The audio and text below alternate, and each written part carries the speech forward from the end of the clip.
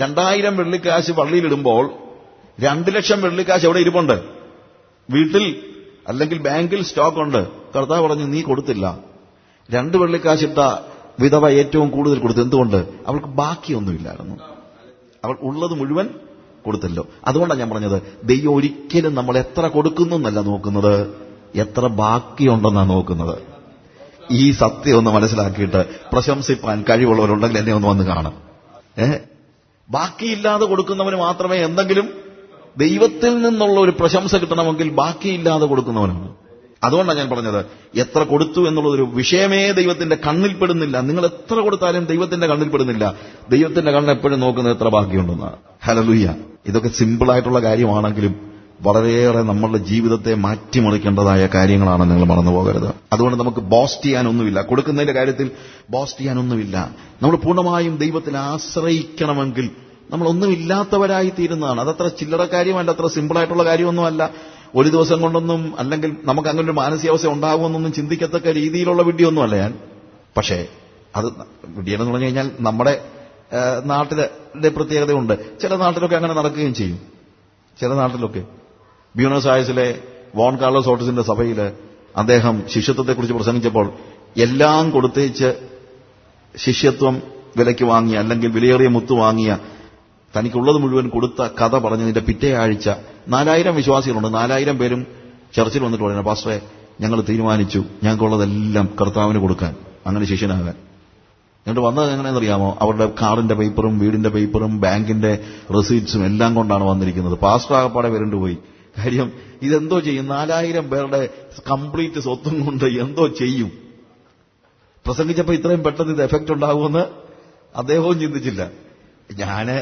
അത് അർജന്റീനയിലെ ഒരാഴ്ച കൊണ്ട് എഫക്റ്റ് ഉണ്ടായി. ഇവിടെ ഒരാഴ്ച മുഴുവൻ പ്രസംഗിച്ചാലും അത്ര എഫക്റ്റ് ഉണ്ടാകുമെന്നുള്ള ചിന്തയൊന്നും എനിക്കില്ല. കാര്യം നമ്മൾ മലയാളികളല്ലേ, നമുക്ക് എത്ര പറഞ്ഞാലും അതിൻ്റെതായിട്ടുള്ള അറിയാമല്ലോ.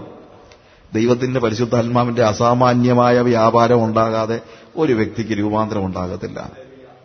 ധനം വിട്ടുകളയാന്ന് പറഞ്ഞാൽ അത്ര ചില്ലറ കാര്യമൊന്നുമില്ല. അതുകൊണ്ടാണ് ധനികനായ യുവാവിനോട് നീ നിനക്കുള്ളത് വിറ്റ് ദരിദ്രർക്ക് കൊടുക്കുക എന്ന് പറഞ്ഞപ്പോൾ അവൻ വളരെ സമ്പത്തുള്ളവനാകൊണ്ട് ദുഃഖിതനായി മടങ്ങിപ്പോയി. അപ്പോൾ ആളുകൾ ചോദിച്ചു, അങ്ങനെയെങ്കിൽ ആർക്ക് ദൈവരാജ്യം അവകാശമാക്കാൻ കഴിയും? ഉടനെ കർത്താവ് പറയുന്ന കാര്യം, മനുഷ്യരാൽ അസാധ്യം ദൈവത്താൽ സാധ്യം. എന്താണ് മനുഷ്യരാൽ അസാധ്യം ദൈവത്താൽ സാധ്യം എന്ന് പറഞ്ഞു കഴിഞ്ഞാൽ, അല്ല മനുഷ്യനാകുമ്പോൾ പ്രയാസമാണ്, പിന്നെ ദൈവം നിശ്ചയിച്ചാൽ ധനവാനെ എങ്ങനെങ്കിലും സ്വർഗത്തിൽ കൊണ്ടുപോകുന്നതാണോ അതിന്റെ അർത്ഥം?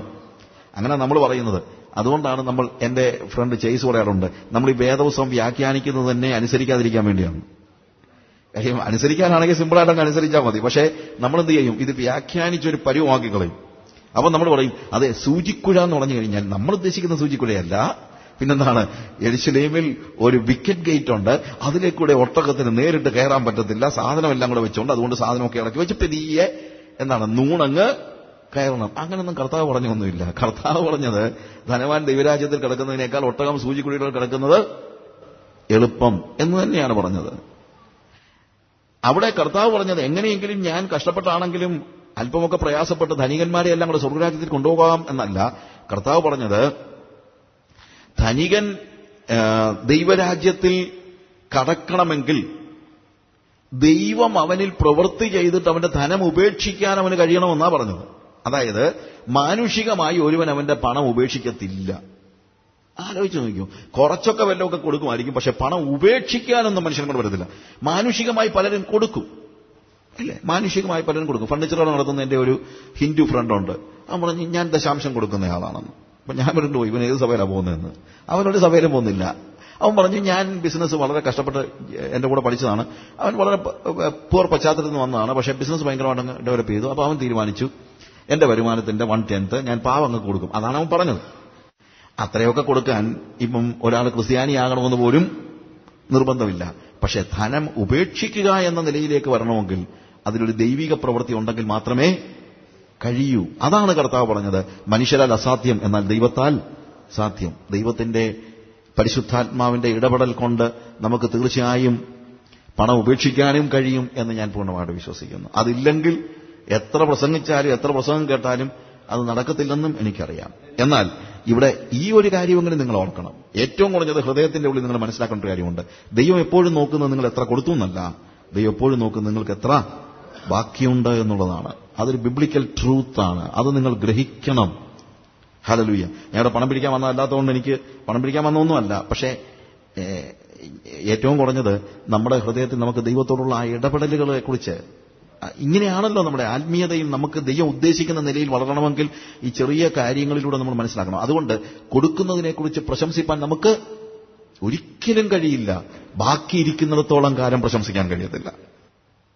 കൊടുത്തോ, ബാക്കി വെച്ചേച്ച് കൊടുക്കുന്നവർ അത്രയെങ്കിലും കൊടുക്കട്ടെ, എനിക്ക് അതിനകത്ത് പ്രയാസമൊന്നുമില്ല. പക്ഷേ അതിന്റെ പേര് പ്രശംസിക്കാൻ വന്നു കഴിഞ്ഞാൽ ഞാൻ ചോദിക്കും, ബാക്കി എത്ര ഉണ്ട്?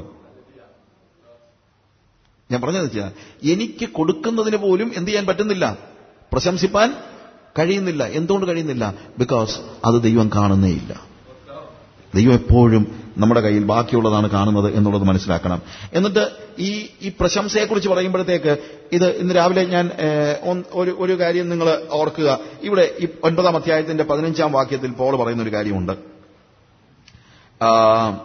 എങ്കിലും ഞാനിതൊന്നും പ്രയോഗിച്ചിട്ടില്ല, ഇങ്ങനെ എനിക്ക് കിട്ടണമെന്ന് വെച്ചിട്ട് ഞാനിത് എഴുതുന്നതുമല്ല. ആരെങ്കിലും എന്റെ പ്രശംസ വൃഥാവാക്കുന്നതിനേക്കാൾ മരിക്ക തന്നെ എനിക്ക് നല്ലത്. അതായത് പോൾ പറയാണ്, എന്റെ പ്രശംസ ഇല്ലാതെയാക്കാൻ എനിക്ക് ആഗ്രഹമില്ല. അപ്പൊ പ്രശംസിക്കുന്നതിനകത്ത് പ്രയോജനമില്ലെന്ന് പോൾ തന്നെ പറഞ്ഞിട്ടുണ്ട്. പക്ഷേ എന്റെ പ്രശംസ ഇല്ലാതാക്കാൻ ഇത് ഭയങ്കര കൺഫ്യൂസിംഗ് ആയിട്ട് തോന്നും. പ്രശംസിക്കുന്നത് നല്ലതാണോ, അല്ലെങ്കിൽ പ്രശംസിക്കുന്നത് ശരിയാണോ? ഇപ്പൊ നമ്മൾ പറഞ്ഞതും എന്താണ്? നമ്മൾ സുവിശേഷം അറിയിക്കുന്നെങ്കിൽ എനിക്ക് പ്രശംസിപ്പാനൊന്നുമില്ല, കൊടുക്കുന്നതിനകത്ത് എനിക്ക് പ്രശംസിപ്പാനൊന്നുമില്ല. എന്നിട്ട് പോൾ പറയാണ്, എന്റെ പ്രശംസ വൃഥാവാക്കുവാൻ കൺഫ്യൂസിംഗ് ആയിട്ട് തോന്നിയേക്കാം. പ്രശംസിക്കുന്നത് നല്ലതാണോ, പ്രശംസിക്കുന്നത് ശരിയാണോ? നല്ലതാണോ എന്നുള്ളതിനേക്കാൾ ഉപരി പ്രശംസിക്കുന്നത് ശരിയാണോ? ഏതെങ്കിലും കാര്യത്തിൽ പ്രശംസിക്കുന്നത് ശരിയാണോ? പ്രയാസമുള്ള ചില ചോദ്യങ്ങൾ നമ്മുടെ ജീവിതത്തിലുണ്ട്. ഒരാൾ നിങ്ങളോട് ചോദിക്കുകയാണ്, നിങ്ങൾക്ക് താഴ്മയുണ്ടോ എന്ന് ചോദിച്ചാൽ നിങ്ങൾ എന്താ പറയും? ഒരു സിമ്പിൾ ക്വസ്റ്റ്യൻ ആണ്. നിങ്ങൾ ഹമ്പിളാണോ എന്നൊരാൾ ചോദിച്ചു കഴിഞ്ഞാൽ എന്ന് പറയും? അതെ, ഞാനൊരു ഹമ്പിളാണ്, ഞാൻ വളരെ വിനയമുള്ള ആളാണ് എന്ന് പറഞ്ഞു കഴിഞ്ഞാൽ തന്നെ തീർന്നില്ല. വിനയമുള്ള ആളാണെന്നുള്ള അഹങ്കാരം അവിടെ ഉണ്ടായിക്കഴിഞ്ഞില്ലേ? ഹ്യൂമിലിറ്റിയുടെ ഏറ്റവും വലിയ പ്രശ്നം പറയുന്നത് when you know it you lose it.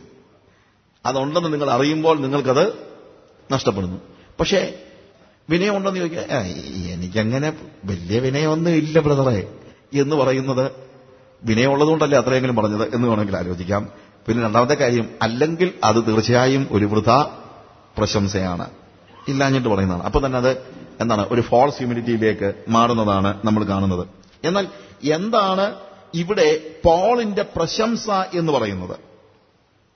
Paul പ്രശംസിക്കുന്നത് അവൻ എത്ര വിദ്യാഭ്യാസം ഉണ്ടായിരുന്നെന്നോ, അവൻ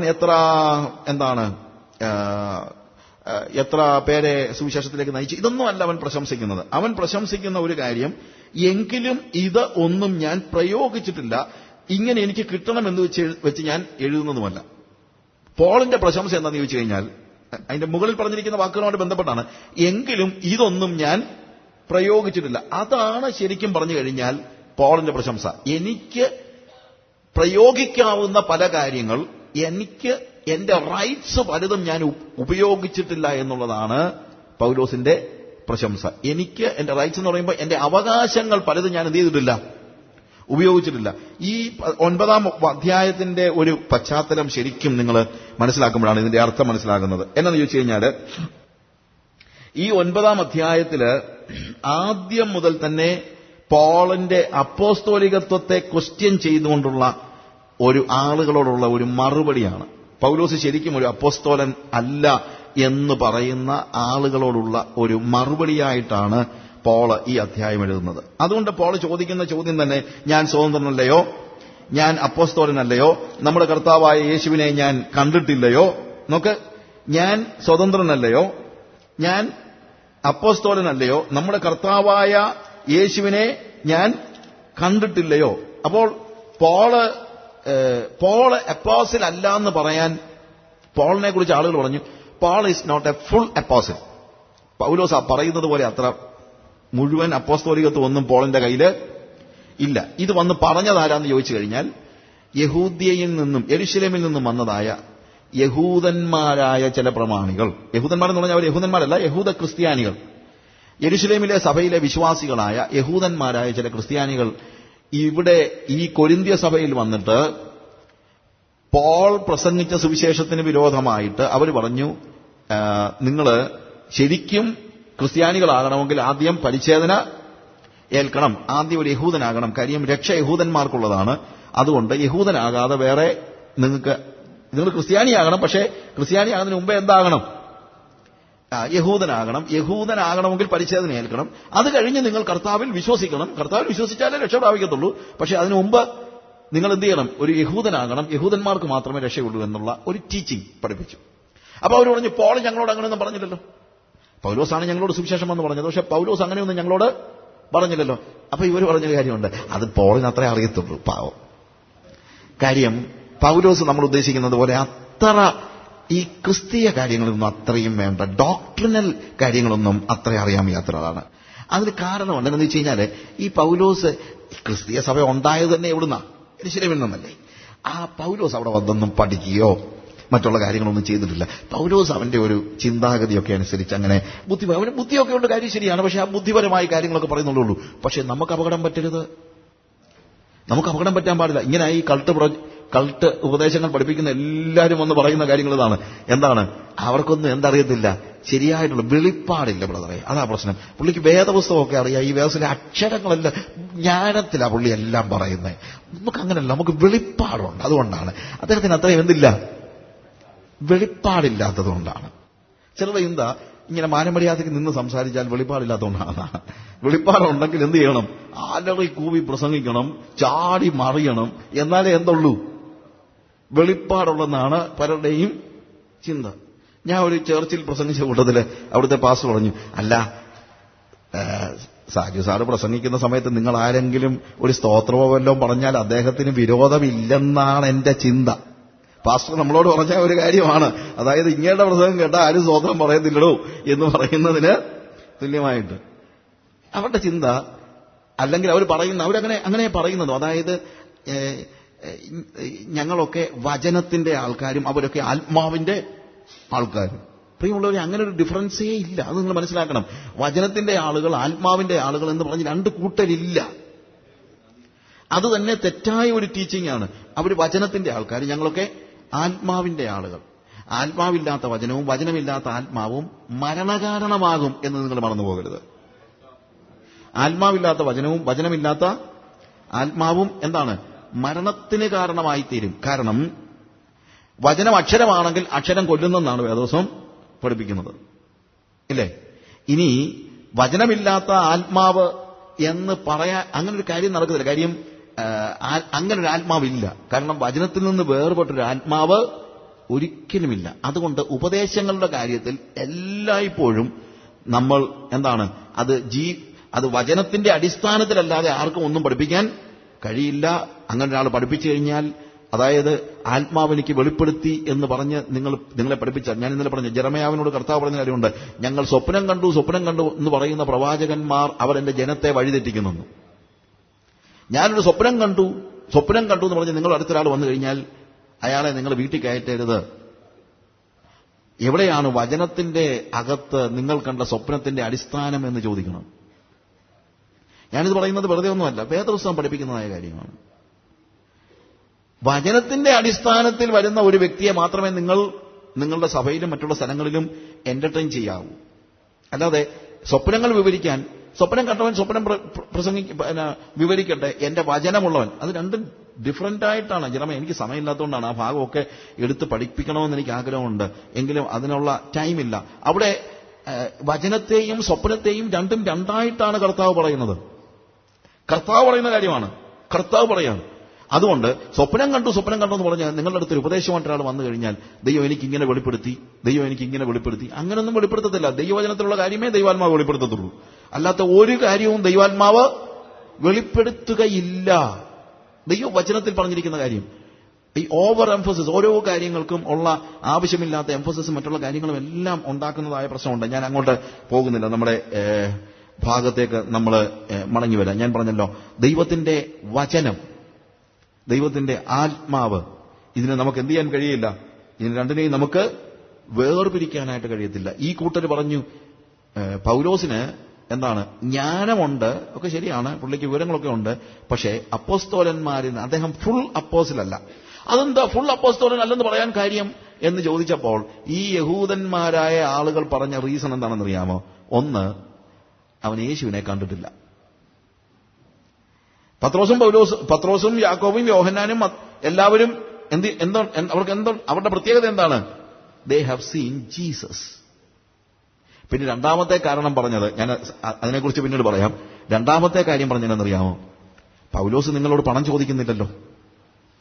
അപ്പൊ അവന് വേറെ എവിടുന്നോ ആണ് വരുമാനം. അതിന്റെ അർത്ഥം അവൻ ഫുൾ ടൈം വർക്കർ അല്ല. അവൻ ഫുൾ ടൈം വർക്കർ ആണെങ്കിലേ ഇതൊക്കെ ഉപദേശിക്കാനുള്ള അവകാശമുള്ളൂ. അതായത് ഇങ്ങനെയുള്ള ഉപദേശപരമായ കാര്യങ്ങൾ പറയാൻ അവകാശം ആർക്കേ ഉള്ളൂ?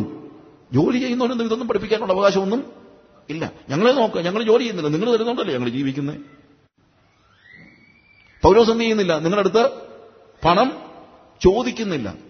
പണം ചോദിക്കുന്നില്ല എന്നുള്ളത് പൗലോസിന്റെ അപ്പോസ്തോലികത്വത്തിന്റെ കുറവായിട്ട്, പൗലോസ് അപ്പോസ്തോലൻ അല്ല എന്നുള്ളതിന്റെ തെളിവായിട്ടാണ് അവർ പഠിപ്പിച്ചത്. അതുകൊണ്ടാണ് പോള് ഈ ലേഖനത്തിൽ എന്തുകൊണ്ട് അവൻ പണം ചോദിക്കുന്നില്ല എന്നുള്ളതിനെക്കുറിച്ച് വിശദീകരിക്കുന്നത്.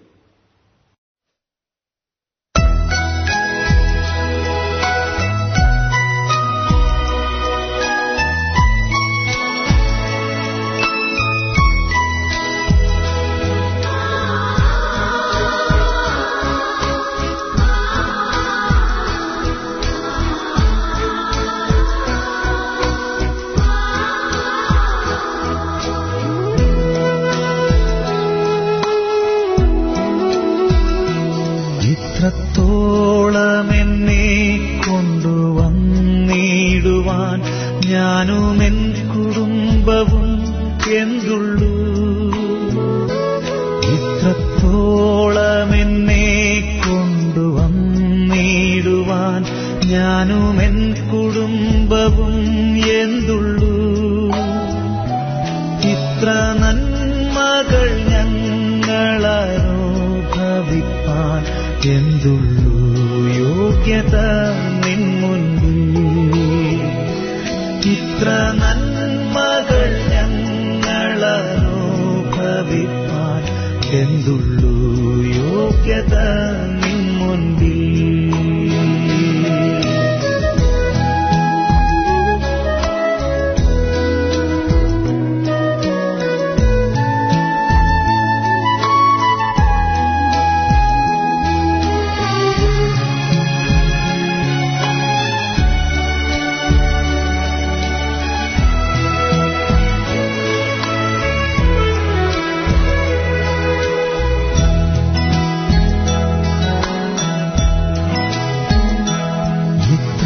ഇത്രത്തോളമെന്നെ ആഴമായി സ്നേഹിപ്പാൻ ഞാനും എൻ കുടുംബവും എന്തുള്ളൂ. ഇത്രത്തോളമെന്നെ ആഴമായി സ്നേഹിപ്പാൻ ഞാനും എൻ കുടുംബവും എന്തുള്ളൂ. ഇത്ര ശ്രേഷ്ഠമായതെല്ലാം തന്നിടുവാൻ എന്തുള്ളൂ യോഗ്യത നിൻ മുൻപിൽ. ഇത്ര ശ്രേഷ്ഠമായതെല്ലാം തന്നിടുവാൻ എന്തുള്ളൂ യോഗ്യത നിൻ മുൻപിൽ.